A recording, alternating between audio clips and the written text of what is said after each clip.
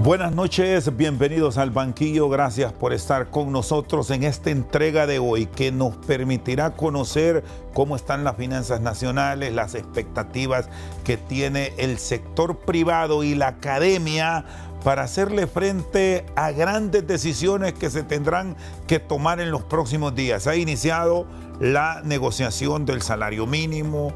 Por otro lado, hoy hemos recibido una buena noticia de la Secretaría del Comercio de los Estados Unidos.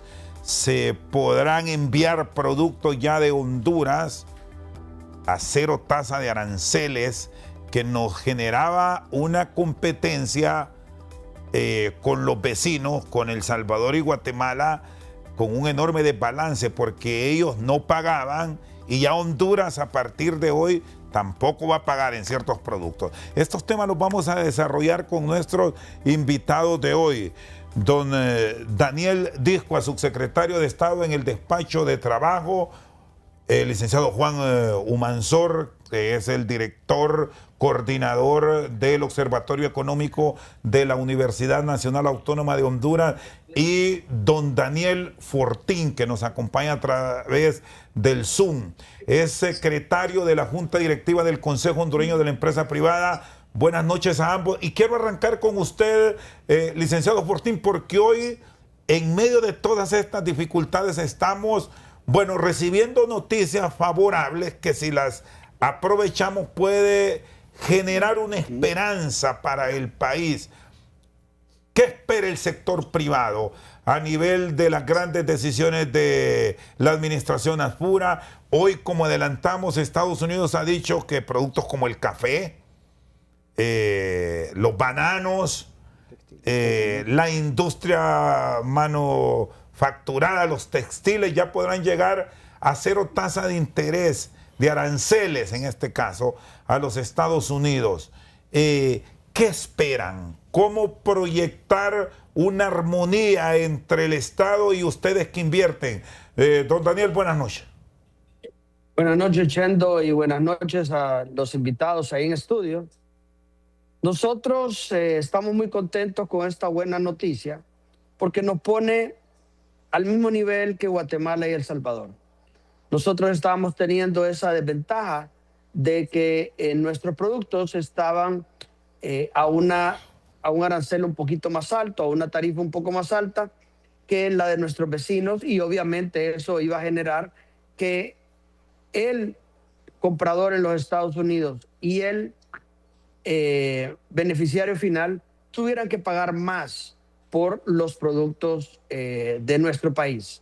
Hoy día ya estamos equiparados, y entonces lo que va a determinar realmente es la calidad del producto, va a determinar obviamente la preferencia del consumidor, y eso hará que entonces nuestros productos no tengan ninguna disminución en cuanto al tema de que prefieran importar de los Estados Unidos productos de Guatemala y El Salvador.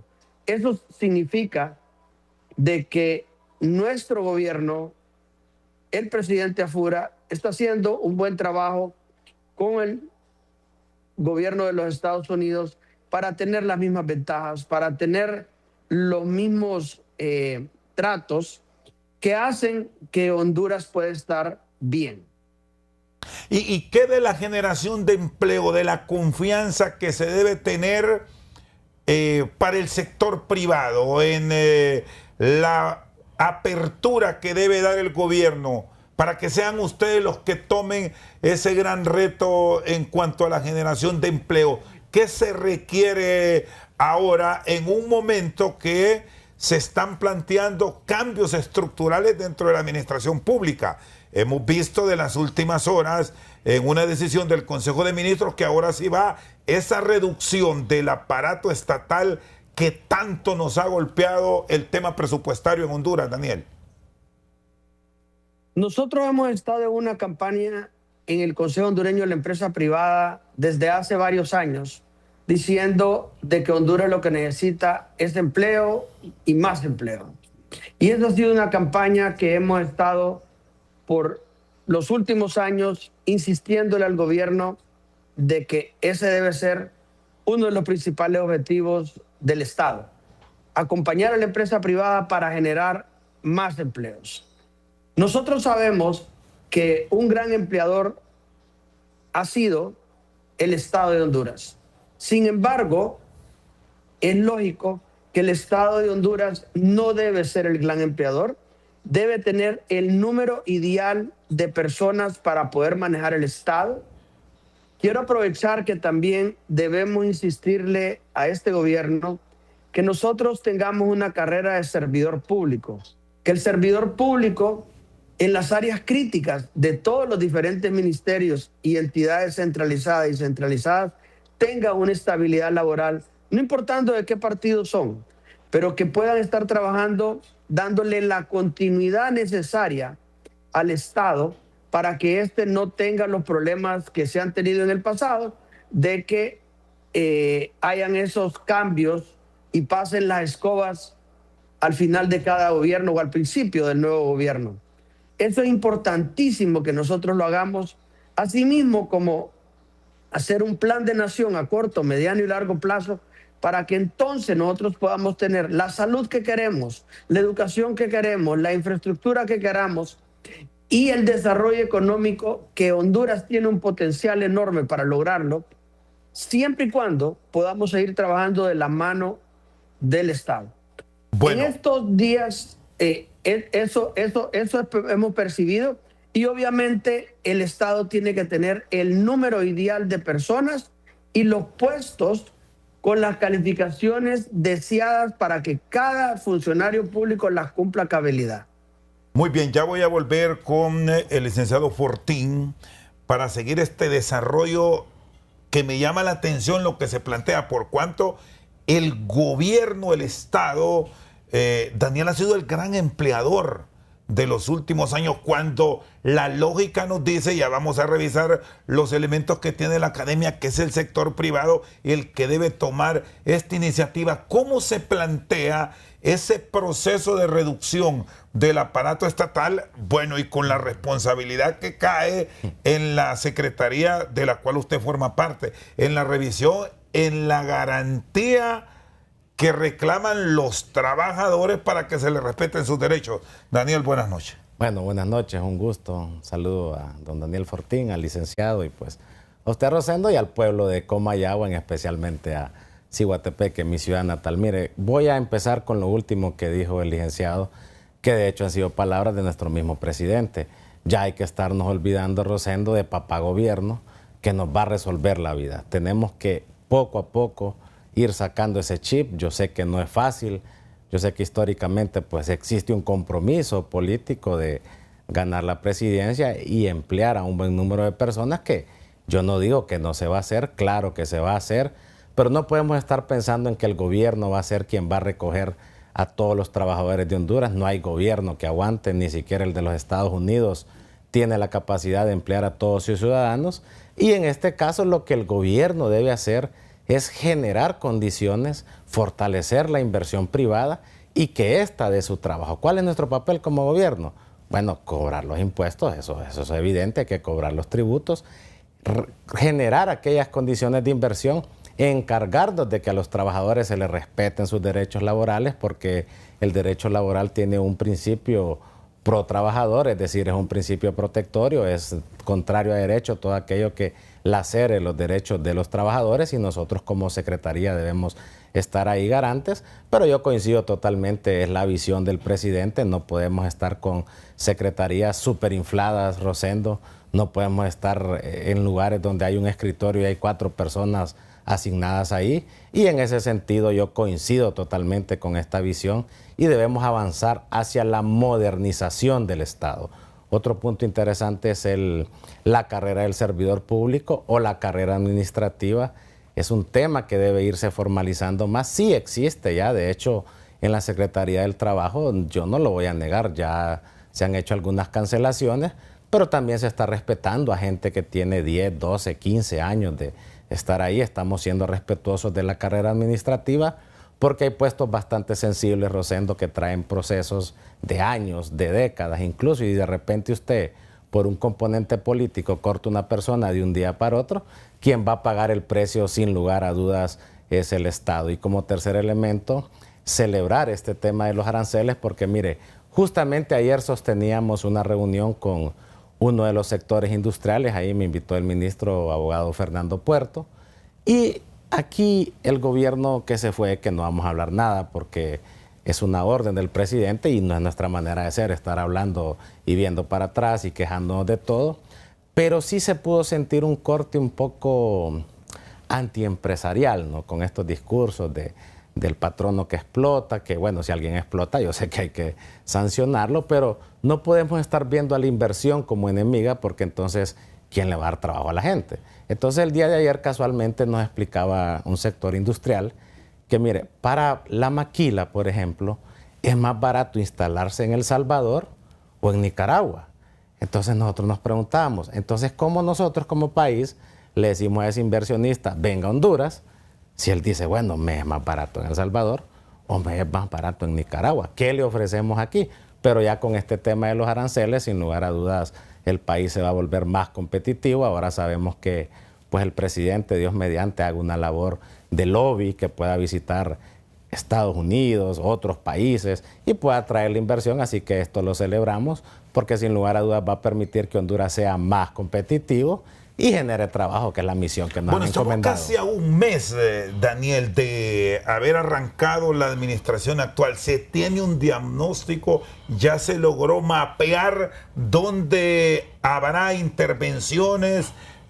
¿Dónde deberá esperar? Porque también hay solicitudes que se están llegando. Y ojo, no estoy hablando a nivel de empleados que seguramente van a estar en esa petición. Me refiero a sitios donde se puede promover una inversión efectiva, donde puede llegar capital local, incluso capital extranjero, para desarrollar esa y ampliar esa gama laboral que tanto requiere el país. ¿Se tiene claro eso ya o todavía están en el análisis de dónde sí y dónde no? Mire, es decir, Rosendo, que a pesar de que no hubo transición, porque normalmente el partido que pierde, pues desde diciembre entrega sus ministerios a las nuevas autoridades para que vayan viendo deudas, compromisos, programas, y aunque nosotros arrancamos prácticamente de cero el 27 de enero, aunque no vamos a resolver los problemas de Honduras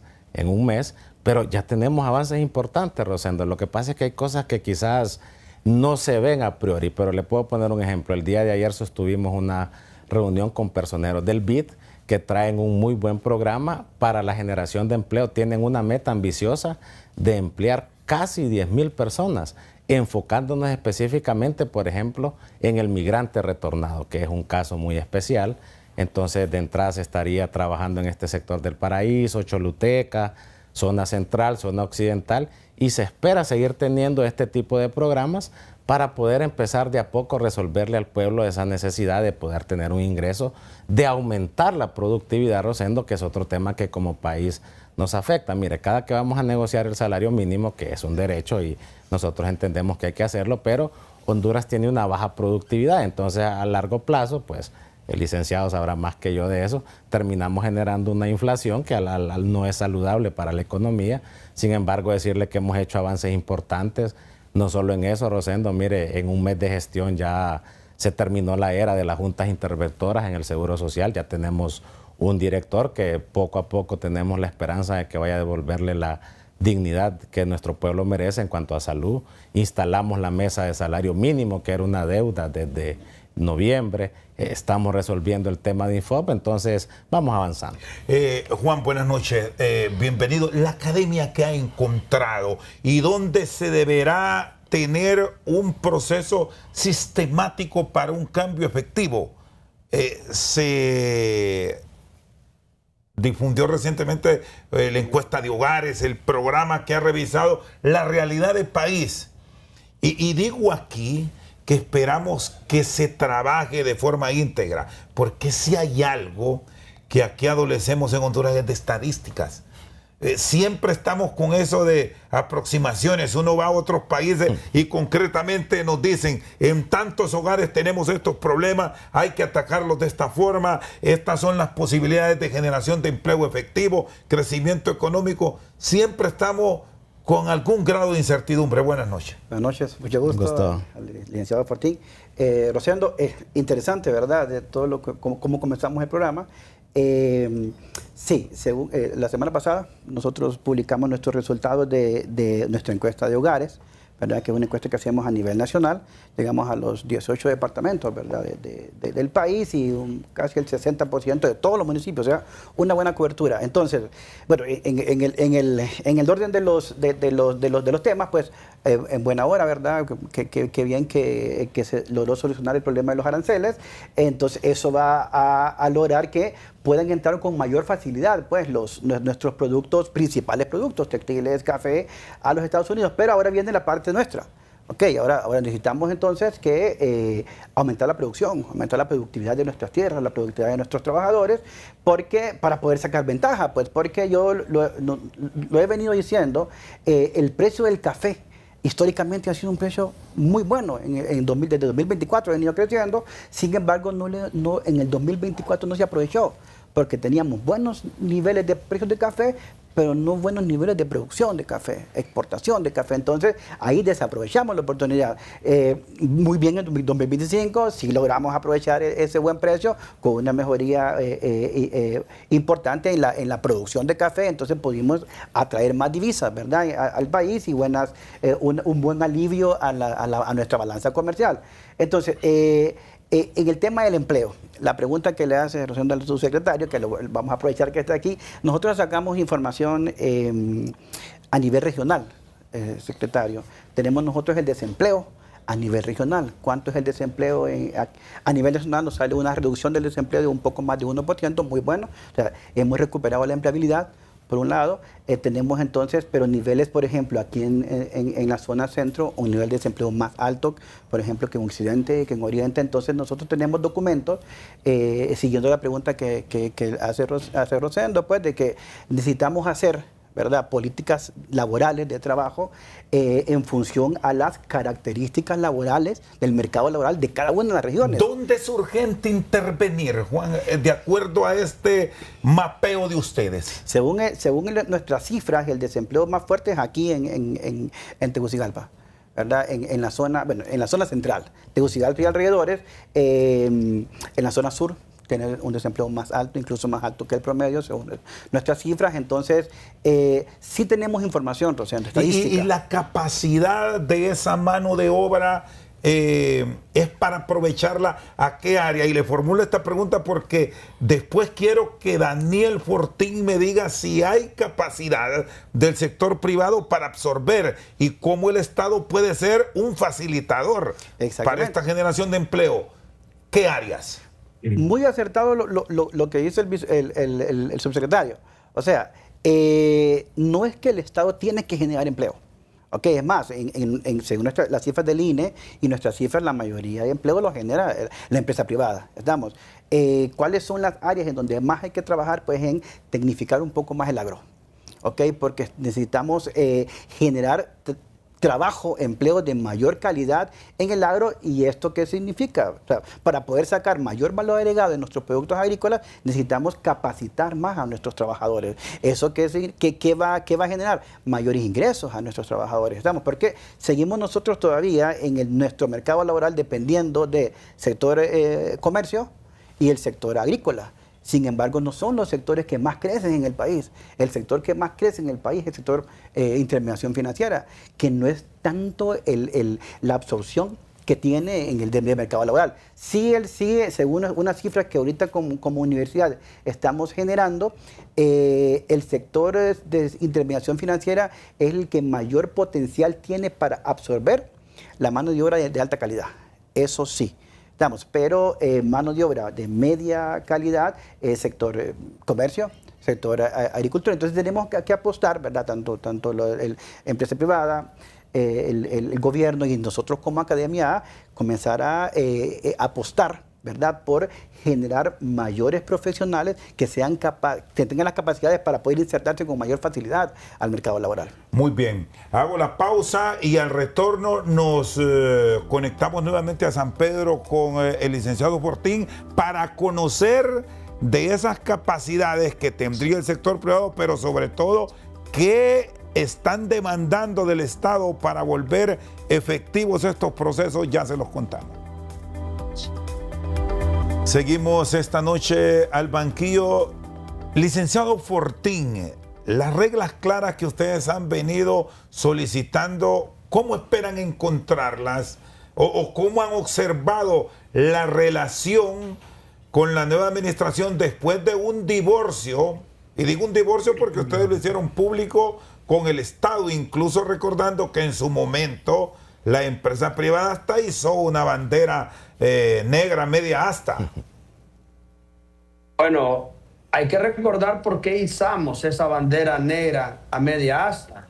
Era una señal de duelo por la falta de empleo, por la pérdida de empleo que estábamos teniendo, por el no apoyo en generar más empleo. Y como decíamos al principio, y bien lo mencionaron también los invitados, o sea, el gobierno no puede dedicarse a emplear la gente.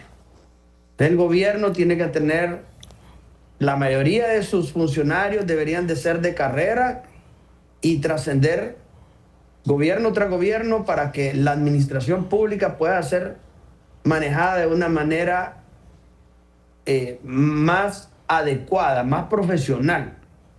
Eso definitivamente así funciona en los grandes países. O sea, la gente no está cambiando cada 4 años, viene y vienen otros y eso no puede ser. Obviamente las cabezas sí cambian todo lo que son los ministros, los viceministros, algunos gerentes de algunas áreas, pero la gente que hace el trabajo en general, por decir algo, el 80% de la gente que está en el Estado se mantiene en los puestos. Estamos también viendo de que el gobierno genera una gran cantidad de trabajo, creo que anda entre 280,000 y 300,000 empleos que tienen, que dan, y obviamente pues el gran empleador es la empresa privada, tanto en el sector formal como el sector informal. Nosotros, desde el Consejo Hondureño de la Empresa Privada, desde las cámaras de comercio, siempre hemos estado pidiéndole al gobierno que nos ayude a que podamos trabajar juntos y de la mano para generar todos los empleos que el país necesita. Eso tiene que ver con que haya seguridad jurídica, que haya ayuda gubernamental, que haya apoyo, que haya logística, que haya salud, que haya educación, etcétera, etcétera. Por eso también es importante tener un plan de nación a corto, mediano y largo plazo, para que el país se pueda enrutar en eso. El gobierno, si aquí en Honduras la mayoría de la gente tuviera empleo, los partidos políticos tendrían seguidores que les ayudarían a ganar, porque son seguidores de principios, o sea, seguidores partidarios, de que quieren lo que ese partido promulga, ya sea cualquiera de los partidos, pero que ellos quieren que esa parte de que los principios de los partidos sean los que prevalezcan en la administración del país. Entonces, ¿qué pasa? Si la mayoría de la gente, o sea, casi toda la gente de Honduras tiene un empleo, la gente no va a apoyar a los partidos políticos por buscar una chamba, o por buscar un trabajo, o por resolver la vida en 4 años. Lo va a hacer porque quiere hacerlo, porque desea que ese partido llegue al gobierno. Y obviamente los políticos tendrán que hacer lo propio para lograr llegar a los puestos de elección popular. Nosotros pensamos que si seguimos trabajando de la mano con este gobierno, como hemos venido trabajando, y han habido muchas reuniones con el presidente Afura, hemos tenido reuniones con los ministros, hemos tenido reuniones con los principales diputados de cada departamento, hemos tenido reuniones con organismos internacionales que están deseosos de volver a venir a establecer mucha ayuda al país. Ayer estuvimos reunidos con la gente del Banco Mundial, nos hemos reunido con la gente del Banco Interamericano de Desarrollo, nos hemos reunido con la gente de la Unión Europea. y todos están deseosos de venir y apoyar el país. Entonces, dicho esto, y con las buenas noticias que estamos teniendo de los Estados Unidos, nosotros sabemos de que si hacemos las cosas bien y que si esto sigue en la línea que debe de seguir, el país va a tener el despegue económico que nosotros queremos tener. Y ahí, Daniel, obviamente, sí, y ahí, Daniel, hay un reto que se puede tornar interesante con lo que nos exponía Juan, y es el tema de focalizarse con la oportunidad para empleos certificados en zonas puntuales. Me llama la atención esto del sur de Honduras. Hay que volver los ojos al campo. Ustedes tienen ahí como un brazo estratégico de la empresa privada, la Federación de Agricultores y Ganaderos de Honduras. Hay que producir más en Honduras, ver cómo se generan oportunidades efectivas aquí en Tegucigalpa, pero no hablando de solamente lo informal. Hay que buscar también cómo se generan empleos permanentes que también tributen. Por eso decía que nosotros tenemos que tener programas en los cuales nosotros volvamos formal al informal. Y bien decía Gustavo, esto es muy importante. El presidente también lo mencionó en la primera reunión que nosotros tuvimos con él.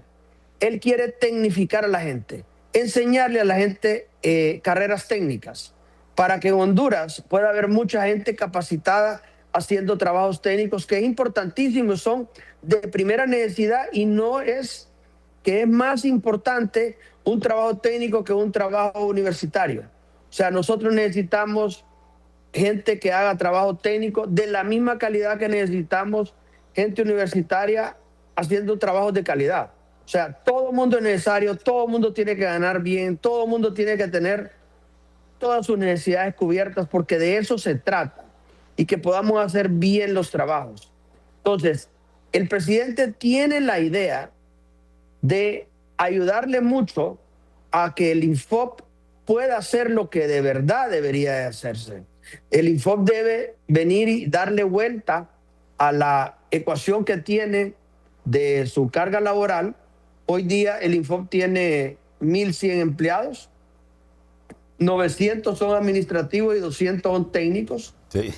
Creo yo que debería ser al revés. O sea, deberíamos tener 900 profesores técnicos que anden dando clases por todo el país y 200 administrativos.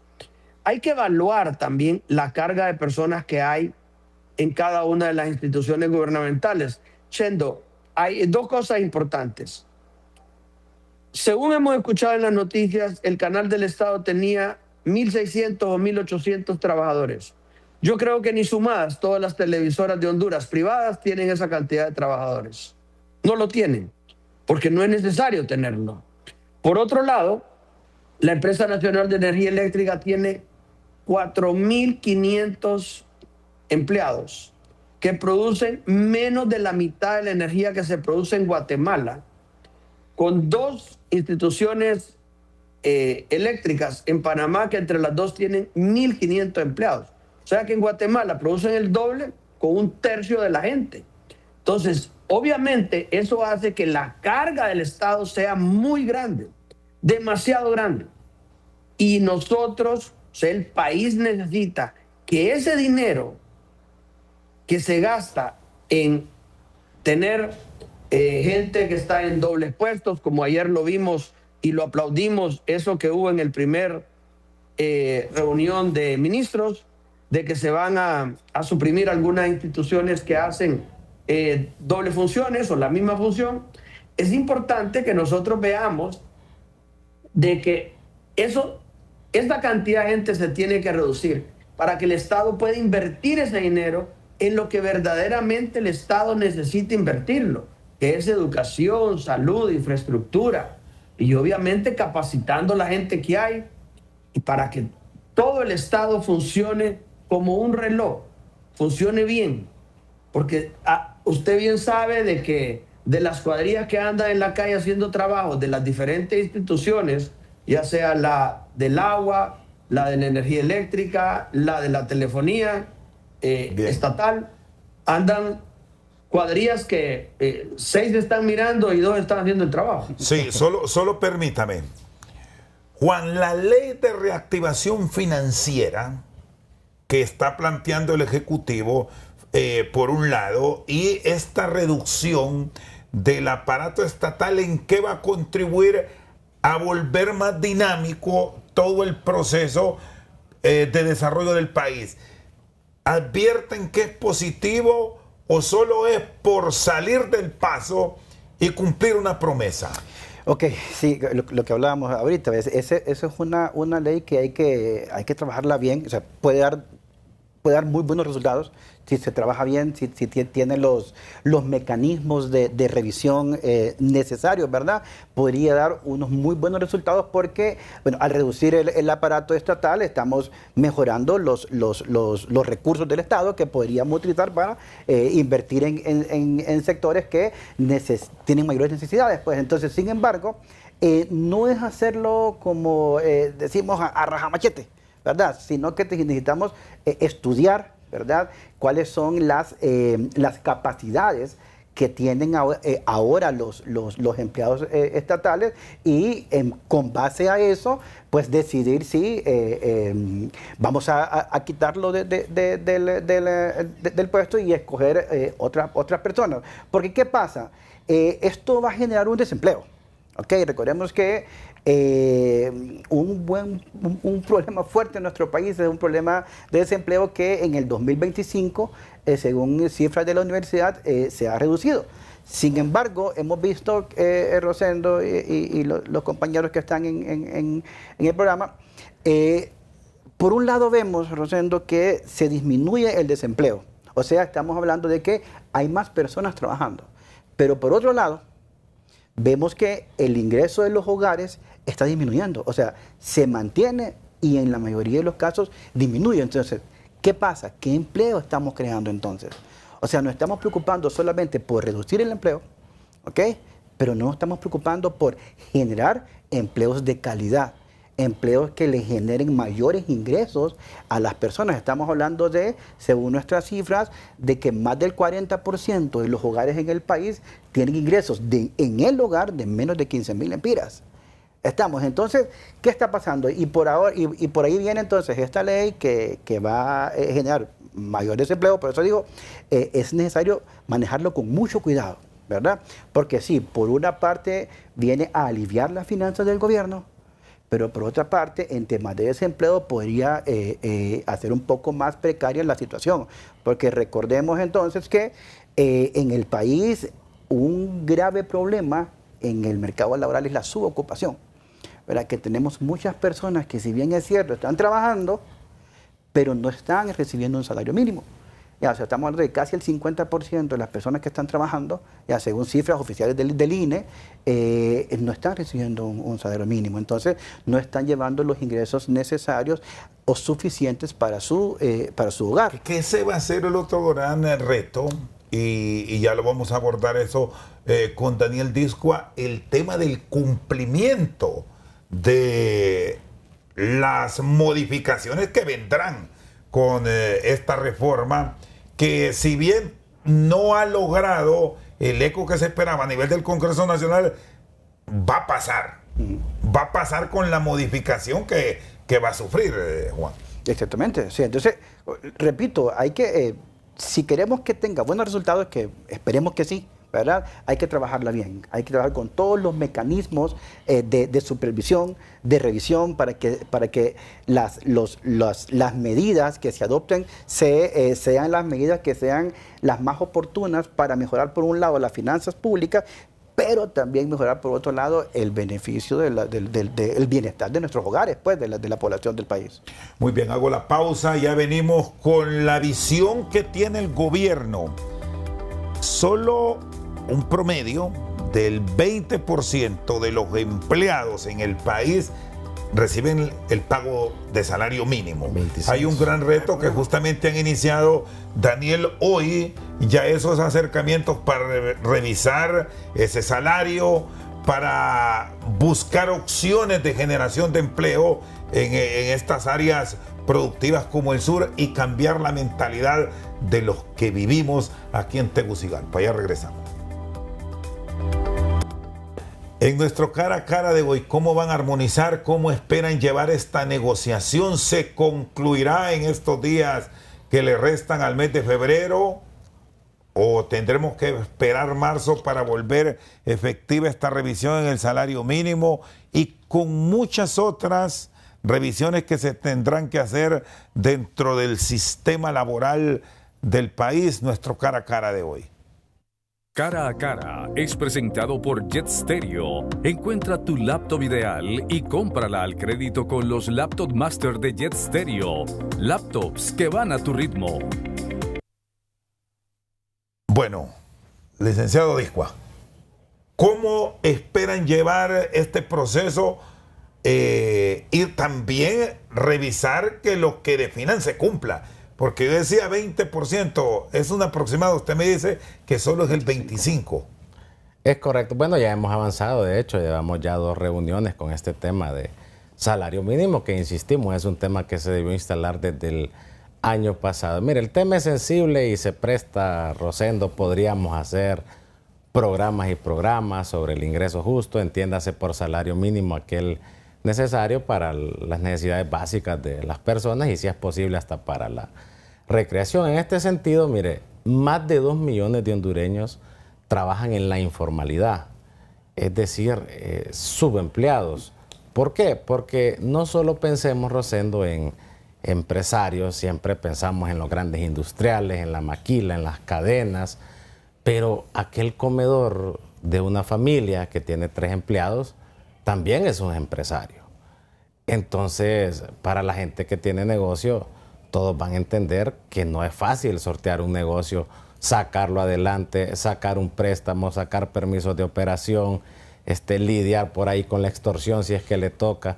Y todavía imagínese una persona que, por ejemplo, tenga 2 cocineras y un mesero y pagarles un salario mínimo y luego las ganancias se vuelven bastante bajas. Esto no genera el subempleo en el país y es un reto grande avanzar hacia la formalidad, hacia la formalización de estas empresas que no todas se animan porque yo entiendo la burocracia en Honduras es bastante complicada y esto limita de repente muchas situaciones laborales y la gente también termina aceptando, Rosendo, porque dicen, bueno, ganar 10,000 lempiras a nada, mejor agarro esos 10,000 lempiras que los necesito en mi hogar y es entendible, pues hay deudas, hay niños en la escuela, esto y lo otro. Nosotros como Secretaría tenemos grandes retos desde, por ejemplo, la Inspección Nacional del Trabajo, que es la que se encarga de revisar el cumplimiento de las empresas, las normas de seguridad, bioseguridad, que cumplan con el tema del salario mínimo. Y en este sentido, por ejemplo, hoy por ejemplo, tuvimos una reunión con este tema y podíamos dialogar con el sector capital y ellos mismos nos decían, solo el 25% de los empresarios cumplen con este salario mínimo. El resto de los hondureños está en la informalidad. Entonces, ¿cuál es el primer reto? Avanzar hacia la formalidad. Pero para poder llegar a una formalidad, Rosendo, también el Estado debe ser hasta cierto punto amigable con las empresas. No es que les va a regalar todo, pero sí, ¿por qué no empezar a hablar de algún tipo de flexibilización, algún tipo de exoneraciones, algún tipo de beneficios fiscales, siempre y cuando podamos constatar que le están dando trabajo al pueblo, que están dando un trabajo bien pagado, que están dando un trabajo justo y que el Estado está recogiendo lo que le corresponde en tributo? Entonces, todos estos retos somos conscientes que los tenemos, no vamos a avanzar de un día a otro, pero definitivamente tenemos que ir pensando en cómo formalizamos. Y estos procesos, Daniel, de incentivo, yo recuerdo, bueno, usted fue diputado. Correcto, sí. En periodos anteriores cuando decían, bueno, hay oportunidad para crear empresas, microempresas, hay libertad para que no se tributen los primeros años de formación. Pero aquí hay otro componente que no sé cómo lo pueden estructurar desde la institucionalidad para un beneficio efectivo. Y es el asunto del financiamiento, porque se han perdido grandes proyectos, e incluso buena planificación de un emprendedor, pero si no tiene el recurso, ¿cómo se puede trabajar en esa área? ¿O cuál es el planteamiento que van a desarrollar? Sí, es que mire, mucho pasa por el accionar político, aunque mucha gente dice, no, yo no soy político, pero desde que somos humanos, somos políticos, decía Platón. ¿Por qué vengo a este tema? Por ejemplo, el gobierno anterior, que tampoco vengo a hablar de él, Rosendo, pero mire, usted el periodo pasado hablar de exoneraciones, no, y lo miraban a uno como el anticristo, como un explotador. Hablar uno de algún beneficio fiscal para una empresa, entonces ya lo pasaban a la palestra pública a uno como enemigo del pueblo, como alguien contrario a los intereses del pueblo. Y yo quiero pues tomarme un minuto, si hay espacio. Cuando yo era diputado pude viajar a Costa Rica, conocer CINDE, que es una corporación que atrae inversión a ese país, un país que está bastante mejor que nosotros, y pude conocer un diputado chileno que se llama Diego Chalper y me explicaba un poco el sistema económico chileno. Un empresario quiere tres cosas, Rosendo: estabilidad política, seguridad jurídica y claridad tributaria. Es decir, no hay que ser impuestofóbicos. El Estado cobre sus impuestos, pero pongamos reglas claras. Por ejemplo, vamos a aumentar un 2, un 3% y vamos a dar este beneficio a 20 años. ¿Por qué? Porque son miles de millones de dólares muchas veces. Entonces el empresario, al encontrar esta claridad en el espacio-tiempo, siente una seguridad y viene a invertir. Hablemos de exoneraciones, está bien, tienen este beneficio fiscal, pero contraparte, ¿cuántos empleos le van a generar al país? Y empleos con salario mínimo, con seguridad social y con condiciones dignas de trabajo. Entonces, estas políticas públicas yo estoy seguro que las podemos implementar, atraer la inversión, y así va a existir el empleo en Honduras, además de que hay que fortalecer la producción, Rosendo, porque un país que no produce termina siendo como aquel hogar donde usted debe más de lo que gana. En el espacio-tiempo lo va a alcanzar ese desbalance y vamos a tener problemas. Muy bien. Vamos a ir a una pausa y luego venimos aquí al cierre en Al Banquillo. Seguimos esta noche al Banquillo hablando de estas posibilidades que se abren y la generación de empleo que va a ser clave para mejorar las condiciones del país. La ley de empleo parcial. Ustedes, recuerdo, licenciado Fortín, usted en su anterior función empresarial como presidente de la Cámara de Comercio e Industria de Tegucigalpa, fue un abanderado de volver a esos sistemas con la regulación del caso. ¿Qué se espera ahora que parece que está la intención de que antes de Semana Santa se entre con esta modalidad? Nosotros estamos con toda la expectativa de que el Congreso Nacional apruebe esa ley de empleo por hora lo más pronto posible. Yo sé que hay mucha parte del sector sindical que no quiere que se vuelva a aprobar la ley, ya que pues este sector prácticamente fue el que la derogó. Pero nosotros creemos que esta ley, haciendo una tasa adecuada del valor por hora, con todas las de la ley, es una buena ley. Es necesaria esta ley. Hay gente que solo quiere trabajar por horas y eso puede ayudar a formalizar un poco más el trabajo. Sin embargo, creo que se le está dando demasiada vuelta a la ley. A mí me parece que nosotros deberíamos de formar la socialización de la ley.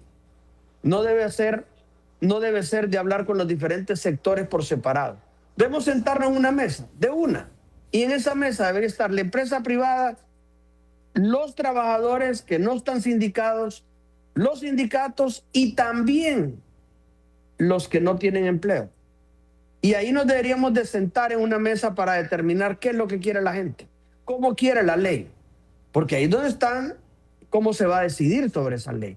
Obviamente nosotros determinamos que puede haber una tasa por hora del valor de esa ley que incluya 13avo, 14avo, prestaciones, que venga lo del tema del RAP si se quiere, el tema del seguro social. Y obviamente solamente hay que hacer reglamentos sencillos para ver cómo pueden ser parte del Seguro Social el empleado por hora temporal, porque eso también tenemos que ver la temporalidad. El que es empleado a tiempo parcial, permanente, pues es más fácil lo del Seguro Social. Pero obviamente estamos viendo de que el tema es por la falta de capacidad del Estado de proveer una buena salud. Si en el país hubiera una buena salud pública, accesible para todo aquel que trabaje o no trabaje, el tema del Seguro Social no sería un tema tan importante en una ley de empleo por hora. Entonces, obviamente, nosotros tenemos que asegurarnos que el país tenga salud. Tenemos que asegurarnos que tenga educación para que la gente no esté en el salario mínimo permanentemente. Entonces, es importante que esta ley pueda ser consensuada y, como le digo, con la gente, incluyendo representantes de la gente que no tiene empleo. Y nosotros creemos de que todos estos sectores que se van a potencializar, por lo que nos manifestó el presidente Afura, de tecnificar más todo el país, va a generar que nosotros podamos regresar un poco al campo. Y como dice siempre nuestra presidente Anabel Gallardo, que está en el sector de agrícola y de ganadería, todos los días tenemos que comer, tenemos que generar alimentos. En Honduras se debe generar una gran cantidad de alimentos, lo podemos hacer, por lo menos para tener una buena alimentación que solo le brinda salud a la gente. Y yo siento de que nosotros tenemos que trabajar en eso y ser apoyados, la empresa privada por el Estado, trabajando en conjunto para poder sacar a Honduras adelante y no olvidarse de nuestro plan de país a corto, mediano y largo plazo. Muy bien, gracias, licenciado Fortín. Y desde la academia, ¿cómo se puede aportar de manera efectiva? Que debo decir, muchos planes son buenos, pero aquí lastimosamente si lo prepara el Departamento de Economía de la universidad y es un político que nos ha criticado y no es afín a nosotros, va a la gaveta. Aquí ¿cuántas veces hemos estado hablando de planes de nación? Y hay proyectos efectivos, incluso de la administración pasada, si se encuentran, pero discutámlos sin ver el color, Juan. Exactamente, no. Desde la academia nosotros incluso hemos entregado varios insumos de investigaciones totalmente científicas, ¿verdad? A nivel nacional, en el ámbito empresarial y en el ámbito a nivel de hogares, pues. Entonces, hay información, hay estadística, tenemos datos de diciembre del año pasado, ¿verdad?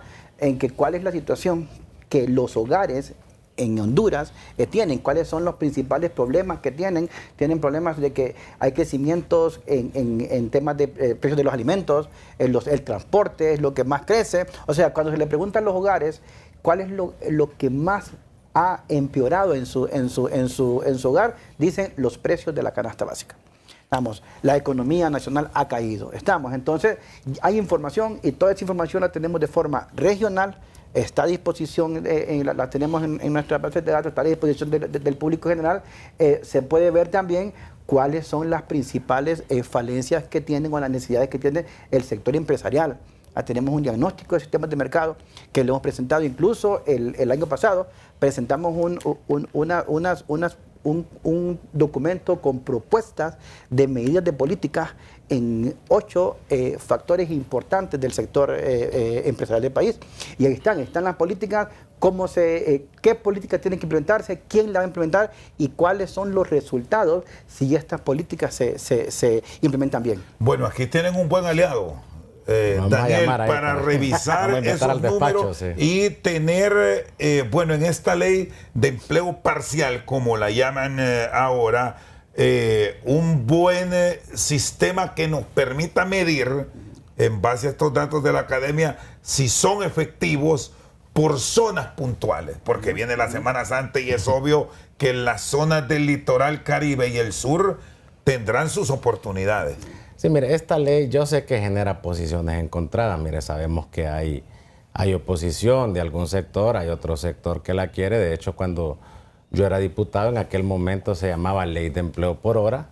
recuerdo que fue una de las primeras leyes que derogó el gobierno de Libertad y Refundación, y recuerdo bien mi participación esa noche en la Cámara, Rosendo. Yo solo les dije, está bien, deróguenla, pero ¿qué alternativa de contratación hay para el pueblo? ¿Qué alternativa de contratación hay para estos muchachos que en Semana Santa o en Navidad quieren generar un ingreso extra y llevarlo a sus hogares? Y pues pasaron 4 años y no hubo resolución alguna. Ahora el Congreso Nacional, a través del diputado Alberto Emilio Cruz, el paisano, pues está impulsando este proyecto.